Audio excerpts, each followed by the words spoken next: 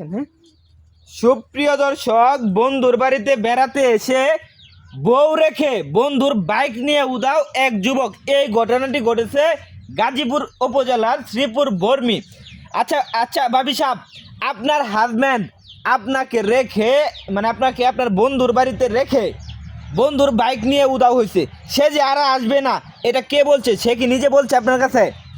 নিজে বলছিল যখন বাইক নিয়ে গেছে 4-5 দিন তার ফোন বন্ধ ছিল, মানে ফোন দিলে ফোন কেটে দিয়ে ফোন বন্ধ করে দিত, আবার মাঝে মাঝে ফোন ফরওয়ার্ড করে রাখতো, যে কল দিলে রং নাম্বার বলতো। কিছুদিন পর মানে সে নিজ থেকে ফোন দিয়ে বলছে যে আমি তো বাইরে চলে আসছি, যে বিদেশে, তুমি ওইখান থেকে চলে যাও যে কোনো একটা ব্যবস্থা করে। মানে সে বলছে যে আপনারা এখান থেকে চলে যেতে। হ্যাঁ। আচ্ছা ঠিক আছে। আচ্ছা ভাই, আপনার বন্ধুর সাথে আপনার পরিচয় কিভাবে এবং আপনার বাইক নিয়ে যে সে গেছে, সে যে আর আসবে না, এটা কিভাবে আপনি জানতে পারছেন? পরিচয়টা হয়েছে টিকটকে পরিচয়। তারপরে একদিন দেখা করলাম, একবারে ফ্রেন্ডলি, ক্লোজ ফ্রেন্ড মনে করতাম আমি তাকে। পরে সে বললো যে আমাদের বাড়িতে বেড়াইতে আসবে, ঠিক আছে? হ্যাঁ, বেড়াইতে আসলে পরে নিয়ে আসলাম, বেড়াইতে নিয়ে আসলাম, ভালো আপ্যায়ন করলাম। পরে সাইড আছে যে একটা বাইকটা চালাই, হ্যাঁ, বাইক দিলাম, বন্ধু মানুষ বাইক চালাবো, সমস্যা কি, চালাইতে পারে। পরে দিলাম, এই যে দিলাম, আর তো আর খবর নাই। 1 ঘন্টা 2 ঘন্টা এমন কোনো মনে আছে, হয়তো বা কার আশেপাশে কোনো বন্ধু বান্ধব পুলিশে দরটা রাখাইছে, এমন হইতে পারে। পরে আমি বেশি গুরুত্ব দিই না। পরে দিই ও মা সন্ধ্যা হয়েছে, বাইক লয়ে আয় না। পরে তো মনে হয় একটা সন্দেহ ঢুকলো যে বাইক হয়তো বা হ্যাঁ মাইরে দিছে। পরে আজকে ভাই প্রায় 5 দিন হ্যাঁ কোনো ফোন নাই। আজকে কখন জানি ফোন দিছে এটা হ্যাঁ বিকালে ফোন দিছে, একটু আগে আর কি ফোন দিছে। ফোন দিয়া কইতাছে হ্যাঁ যাইতো গা, মানে তার বাড়িতে যাইতে বলছে, বাড়ি যেতে বলছে গা, আর হ্যাঁ বাইক নিয়ে গেছে গা। ও বাইকের কথা আর কিছু বলছে না, শুধু বলছে হ্যাঁ যাইতো গা। বুঝতে পারছি।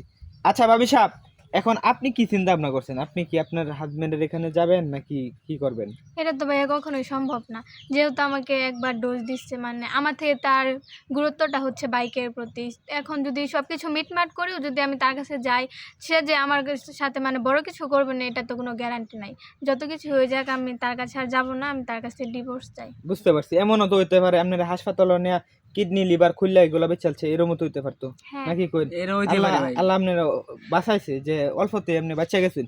আচ্ছা যাই হোক, তো ভাই এখন আপনি কি চাচ্ছেন মূলত? যে আপনি কি মানে এই মহিলাকে কি আপনি রেখা দিবেন বা বাইক না দিয়া গেলে? আমার বউ আছে ভাই, আমার একটা ছোট বাচ্চাও আছে, মানে এটা তো সম্ভব না। তাহলে এখন উনারে আটকে রাখছেন, উনি আচ্ছা আপনি কি ড্রাইভার চাইতেছেন না যে বাইক না দেওয়া পর্যন্ত?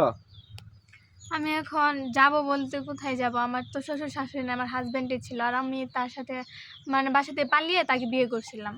ও বুঝতে পারছি। আচ্ছা যাই হোক, প্রিয় দেশবাসী, ওই লোকটির নাম হচ্ছে আমিনুল ইসলাম।